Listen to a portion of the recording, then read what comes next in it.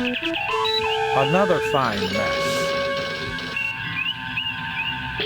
Priority message from Starfleet. On screen, Lieutenant. We have reports of an undetermined number of Elasi pirate ships in your sector. You are ordered to proceed to the Harlequin star system immediately and investigate. Starfleet out. Okay, if I remember correctly, this mission is quite involved. But before we get to Harlequin, let's do a little bit more research.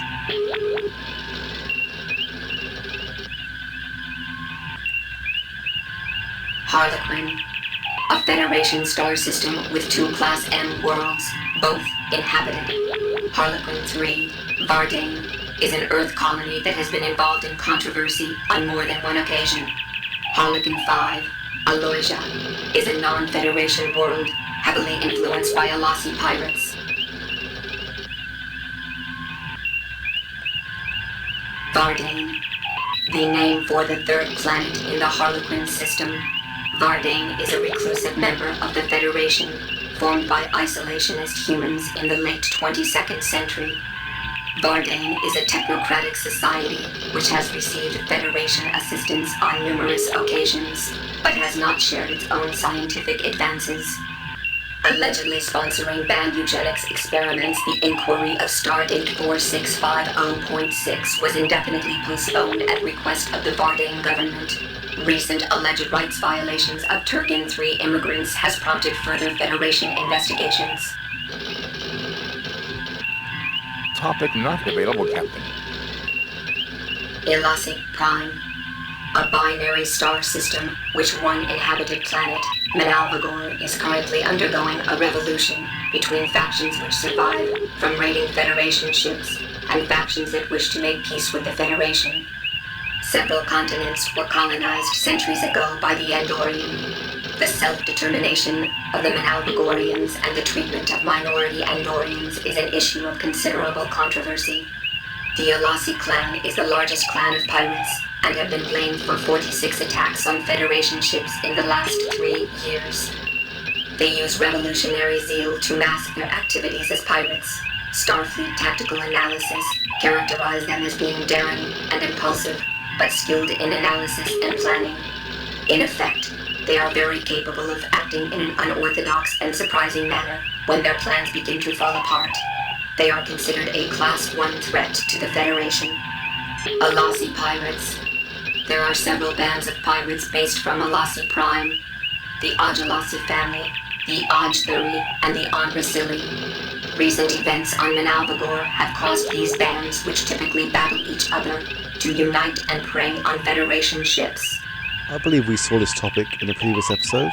Ajalasi, meaning the Fist of Elasi, a name taken by the Demiri pirate clan of Manalvagor, and used as their surname for nearly 70 years.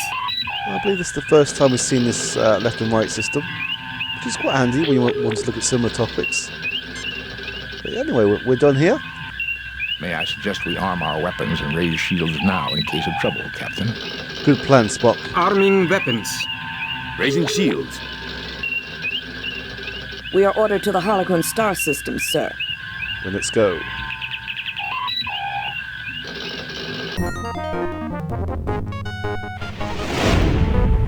We have arrived at Harlequin.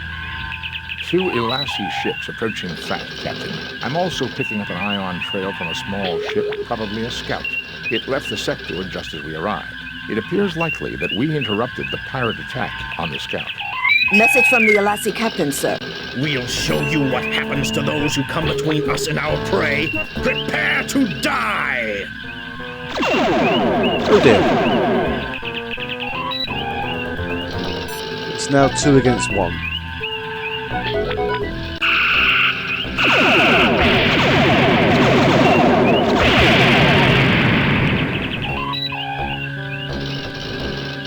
Aye, sir.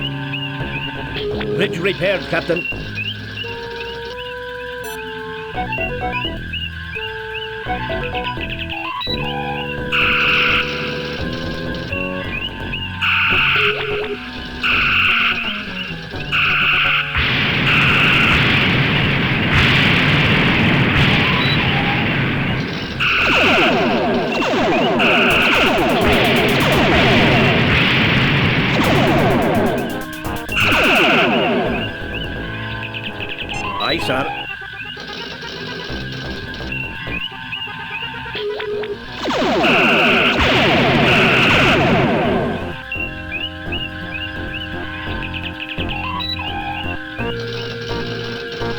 believe the aim here is to drive them off, not to actually destroy them.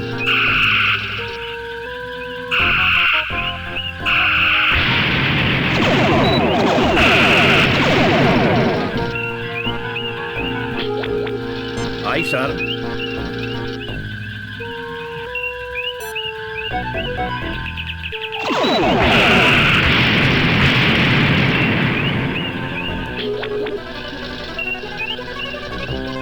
Sensors repaired, Captain. Aye, sir. And they're going. The ion trail of the scout ship leads to the Harappan system, Captain. Picking up the subspace signal, sir. It's very weak. Patch it through, Lieutenant. Enterprise? Is that you, Kirk? Friend Kirk, I can't believe they sent you to rescue me. That sounds like...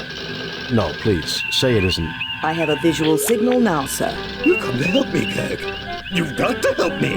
I have had a terrible misunderstanding with the Alasi traders. Traders? They're out to kill me, Kirk. Fancy that. Now see here, Kirk. I sold my Mud's miracle to Grimers in perfectly good faith.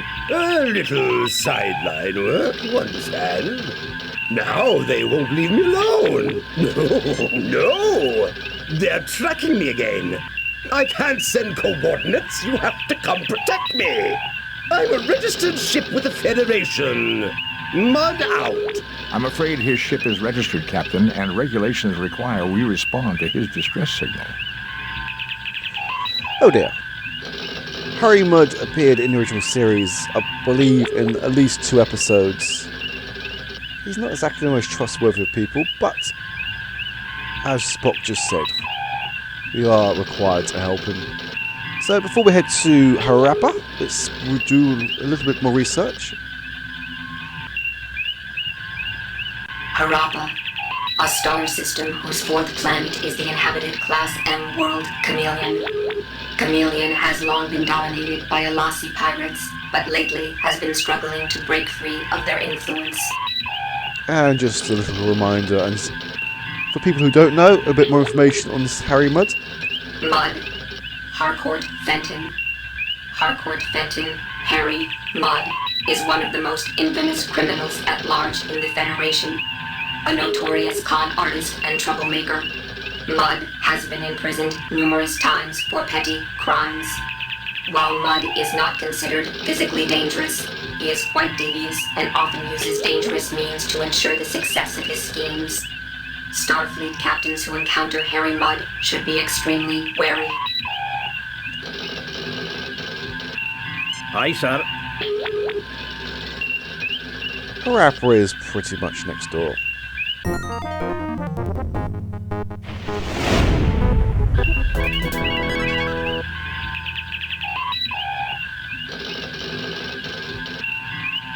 Bridge repaired, Captain.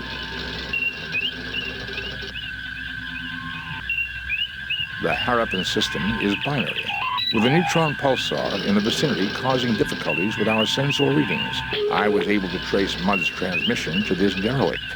So, our friend Harry is on board, no doubt. Can you tell me anything about the derelict vessel? There are 6 major subdivisions within the hull. All systems are down. There is, however, limited atmospheric integrity.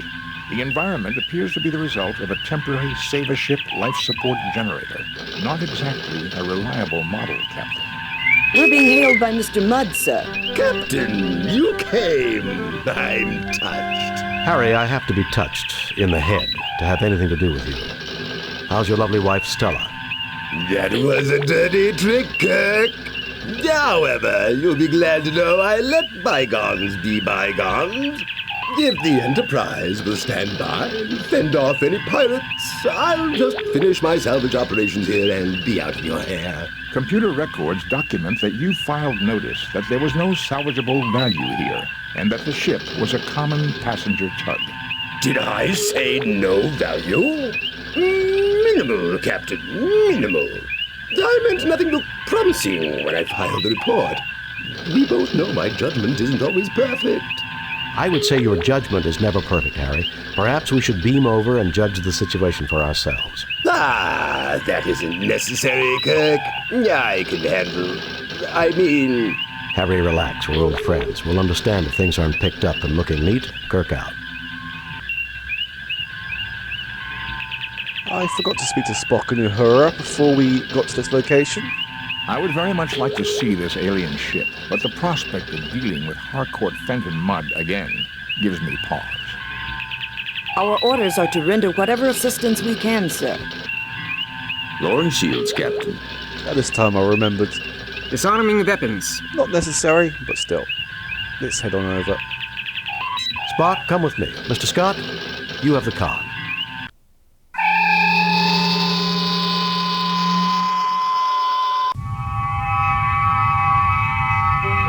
Welcome, Captain Kirk. So glad you're here. The Elazi have been terrible trouble to me. Well, you're terrible trouble to me, Harry. Tell me what this is all about. I happened upon this ship not long ago and dutifully registered as salvage, mind you. In the hold here, I discovered one of these devices in that box over there. When I tried one on a wall, it floated off the grease and dirt. Perfect for cleaning, near as I could see. I peddled a few of these Mudd's Miracle Degrimers, and everything was going perfectly well. Then something went wrong, right? Actually, no, Doctor, not then. I'd started offering a few other little items I found. Mudd's Limited Coffee Substitute, a great little specialty item. Lenses to affirm packaging build-your-own telescope kits. The collection of novelty paints, things like that. All of a sudden, the Elazi pirates are asking for me in every quadrant, wanting to know where I'm getting my goods. I see, Harry. Well, we'll look around here while the Enterprise remains close by. Look around all you like, Captain, but I'll be keeping an eye on you. I've registered this derelict as my salvage, and I don't want you running off with all my prizes. Harry, as official representatives of the Federation and of Starfleet, we recognize your rights to legitimate salvage. Need I say more? I understand perfectly, Captain. You carry on, Captain. Thanks. You look but see nothing of note. Dr. McCoy looks like he would like to violate the Hippocratic Oath on Harry Mudd, but you know he won't. Why not? James T. Kirk looks rather exasperated right now. Lieutenant Buchard is standing around watching everyone else converse with Harry Mudd. Is this the third or fourth red shirt that we've had with us? I swear the one in episodes 2 and 3 were the same lieutenants. Lieutenant Buchard is lieutenants. Mr. Spock is as close to annoyed as a Vulcan can get. Harcourt Fenton Mudd. Of course he's going to be honest and fair with you. Yeah, he's not.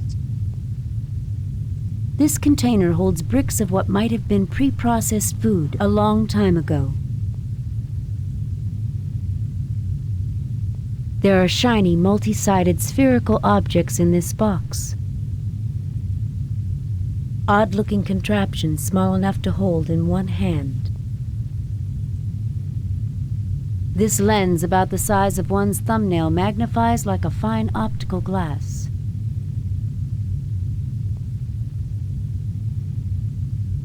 This container holds small mechanical components unfamiliar to you. Harcourt Fenton Mudd.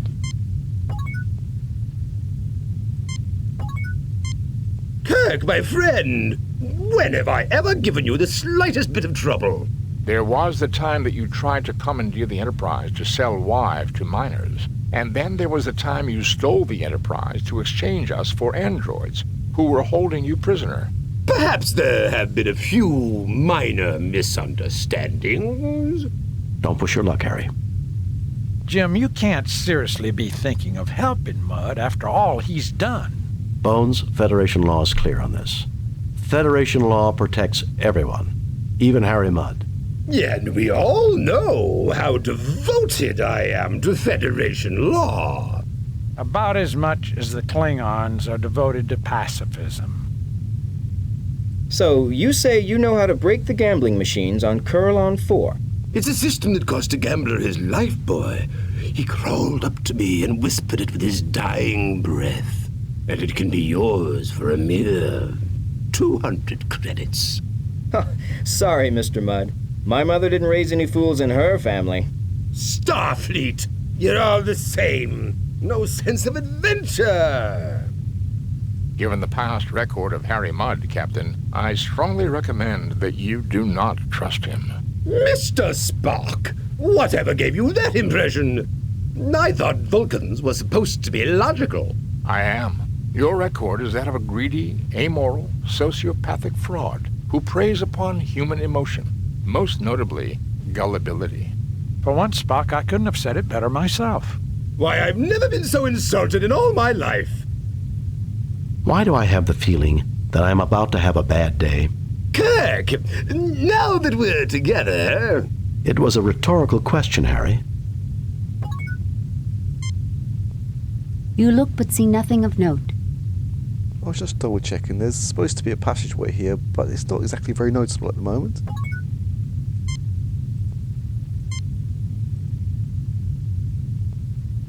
These are computer memory transfer media, probably designed for use with the alien computer system. We've not even seen an alien computer system, so I'm not too sure Harry knows this.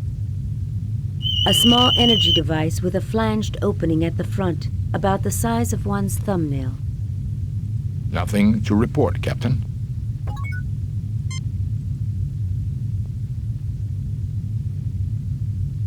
Done. Done. Done. Shiny dodecagons as long as one's hand, highly reflective, shimmering with the prismatic rainbow look of oil on water. Well, I can't complain that it's basically given us a description of it, but I was hoping for a little bit more technical information. These lenses, about the size of one's thumbnail, magnify like fine optical glass. One of Mudd's miracle degrimers. These two things fit together like they were made for each other.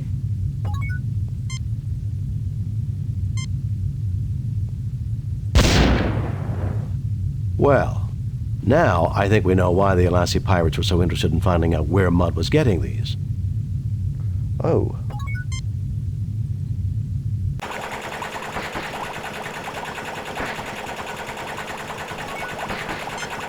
A Saber ship emergency life support generator, generally used for temporary life support during evacuation of small damaged ships. Evidently, Mr. Mudd was unwilling to pay the price for a reliable salvage model. A salvage lock hatch, a common type used to link a derelict to the ship doing the salvaging. It appears that Harry Mudd managed to emplace this access hatch without significantly damaging the alien ship. Will wonders never cease? Tall, transparent columns run through the ceiling. Energy crackles in between the dodecahedrons inside them. This door leads back to the main cargo bay. A large claw-like device hangs from the ceiling. Tall, transparent columns run through... Lieutenant Buchert watches and says nothing. He's the strong, silent type. McCoy glances back and forth, looking for a sign of Harry Mudd. James T. Kirk, exploring the unknown is one of the few pleasures that the burden of command allows him. Spock continues to examine the equipment with his scientist's eye. Unlike humans, I do not decrease my efficiency with meaningless dialogue. Spock, meaningless conversation is one of life's great pleasures. Just think of it, Spock. An advanced civilization with powerful technology and nearly unlimited knowledge, and yet all of that didn't save them. It is a sobering thought, Captain. Well, Jim, as long as we don't strangle Harry Mudd, I can't see very much for me to do on this mission. Let's hope there isn't too much for you to do back at the Enterprise. When we get back to the Enterprise, you're gonna have to tell me everything you know about this Mudd guy. Sir. You know, Lieutenant, they say if you can't say anything good about a person, you shouldn't say anything at all. In that case, I've got a lot I shouldn't say about Harry Mudd.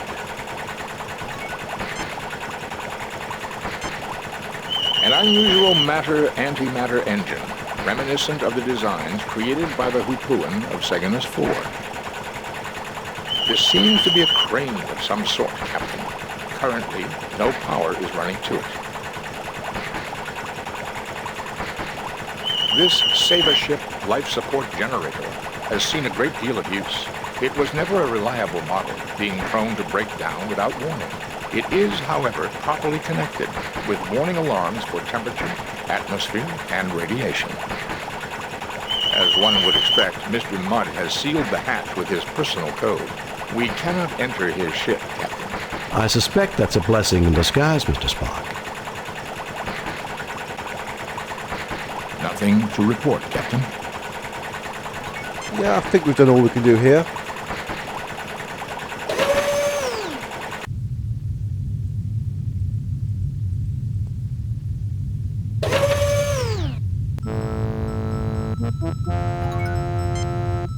An elaborate piece of alien-looking machinery.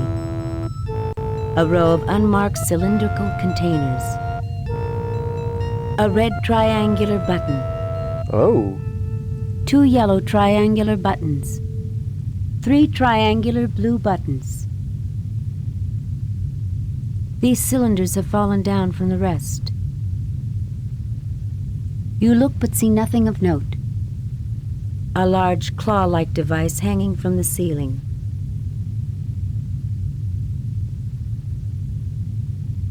You look but see nothing of note. Mr. Spock is looking forward to the moment that he can sit down at the main computer and analyze the findings of this mission. Lieutenant Buchard waiting for a chance to perform his duty. James T. Kirk, dwarfed by the technology that surrounds him. McCoy is scowling, probably from your meeting with Harcourt Fenton Mudd.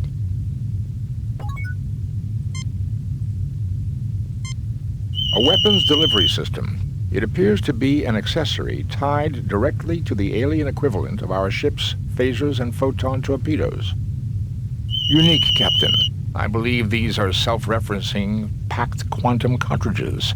Power boosters! Oh, I've read about those, but they're just theoretical. Evidently, these are more than theoretical, Lieutenant Buchard. The energy initially released is infinitesimally small, but boosts itself until the power finally released is comparable to our photon torpedoes.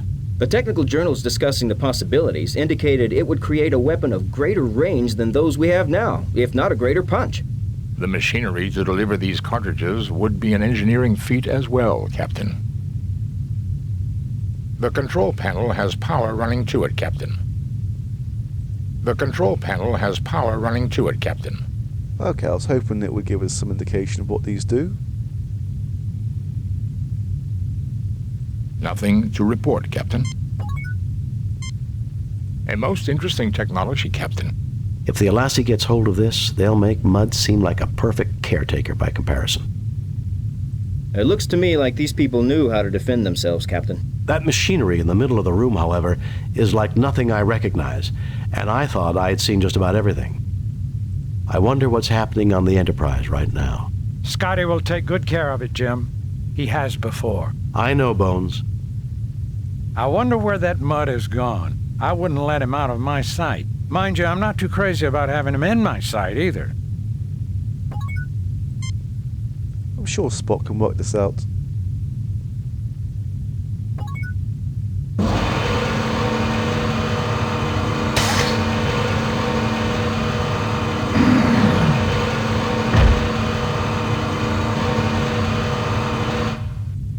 The device has finished loading, Captain.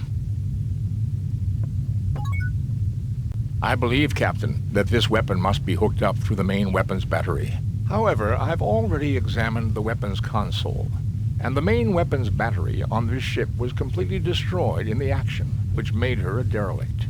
Mr. Scott would have to go over this thoroughly, but I would recommend we try to take this weapon with us to the Enterprise. I don't think we should tinker with technology we don't understand, Spock, and I'm surprised you'd suggest such a thing. I agree that we should take it aboard the Enterprise. I'll try to raise the ship. Kirk to Enterprise. Kirk to Enterprise. Well, there's no reason why we shouldn't take this with us. And I believe this does actually enhance our weapons somewhat. I agree that we should take it aboard the Enterprise. Let's do it. I'll try to raise the ship. Kirk to Enterprise. Kirk to Enterprise.